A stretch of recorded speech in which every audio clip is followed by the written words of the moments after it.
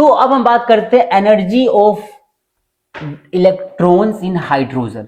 भाई इलेक्ट्रॉन के अंदर जो एनर्जी हो सकती है, मतलब हाइड्रोजन एटम के इलेक्ट्रॉन के अंदर जो एनर्जी होगी कितनी हो सकती है, उसकी हम बात करते हैं। ठीक है, तो सबसे पहले बात करते हैं कि इंक्लूड्स इलेक्ट्रॉन्स काइनेटिक एनर्जी और potential energy of the charges. ठीक है भाई, potential energy of the charge और दूसरा क्या बोला है, इलेक्ट्रॉन्स काइनेटिक एनर्जी। सबसे पहले टॉपिक क्या है हमारा, काइनेटिक एनर्जी। ध्यान समझो मेरी बात, काइनेटिक एनर्जी पोटेंशियल एनर्जी दोनों का सम जो होता है ये होता है हमारा क्या, एनर्जी ऑफ एन इलेक्ट्रॉन।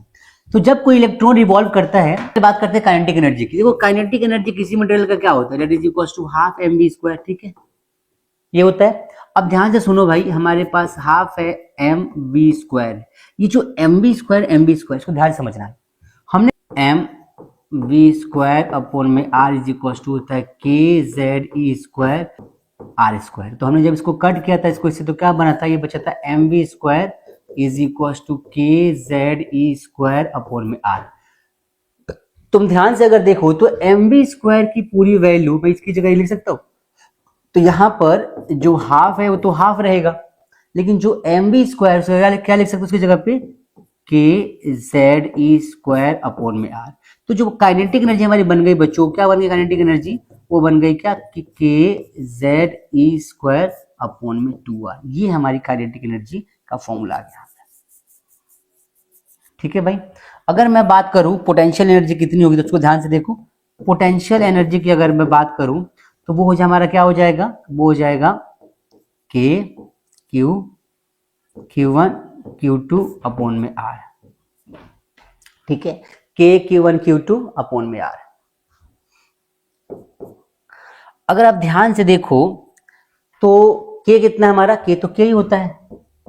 ठीक है, Q1 कितना था Ze, Q2 कितना था इलेक्ट्रॉन माइनस का ही। कैसे, ध्यान समझना कि हमारे पास भाई एक ऑर्बिट है। ठीक है, यहाँ पे न्यूक्लियस होता है, तो इसके पास तो Ze इलेक्ट्रॉन होता है, इसके पास होता है इलेक्ट्रॉन। तो Ze मतलब कि इलेक्ट्रॉन और प्रोटॉन का चार्ज बराबर होता है, तो मैंने यहाँ पे क्या लिख दिया, E लिख दिया। जिस एटम की बात कर रहे हैं उसका Z यहाँ पे ले लिया एटॉमिक नंबर, और ये जो इलेक्ट्रॉन है नेगेटिव चार्ज का होता है, तो माइनस का चार्ज यहाँ पे लगा दिया। ठीक है, यहाँ पे बच्चों हो जाएगा, इनके बीच की एनर्जी निकालोगे तो क्या हो जाएगा, Q1 Q2 अपॉन में R। अब तुम इसको ध्यान से देखो तो कुछ ऐसा बन जाएगा क्या कि माइनस kZe² अपॉन में R। गाइस अगर तुम ध्यान से देखो, अगर मैं इन दोनों का सम निकालता हूं तो क्या हो जाएगा, काइनेटिक प्लस में पोटेंशियल, तो बन जाएगा E नेट। ठीक है, E net is equal to क्या हो जाएगा, काइनेटिक प्लस में पोटेंशियल एनर्जी।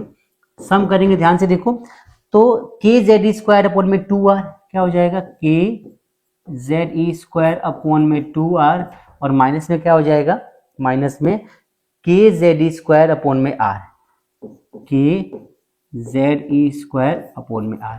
तो ध्यान से अगर तुम देखो तो इसको ऐसे लिख सकते हैं क्या कि 1/2 kZe² अपॉन में R माइनस में kZe² अपॉन में R। तो ये पूरी वैल्यू सेम है, ये पूरी वैल्यू सेम है, ये एक बार है, ये आधा बार है, तो एक में से आधा गया आधा आ जाएगा। सो फाइनली kZe² अपॉन में 2R, ये फॉर्मूला साइन बढ़ेगा तो माइनस। ये तुम्हारी पोटेंशियल एनर्जी हो गई, और ये एनर्जी तुम्हारी किसकी है, तो बच्चों ये तुम्हारी एनर्जी किसकी आ गई, इलेक्ट्रॉन की है। ठीक है, तो जब भी कोई इलेक्ट्रॉन अगर रिवॉल्व करता है सर्कुलर ऑर्बिट के अंदर तो उसकी ये वैल्यू आती है। R की वैल्यू पुट करोगे यहाँ पे तो और फॉर्मूला चेंज हो जाएगा। मैंने सिंपल फॉर्मूला निकाला है, आप इसको समझ सकते हैं। ये एक इंपॉर्टेंट डेरिवेशन है जो आपको आना चाहिए। क्लियर भाई सबको।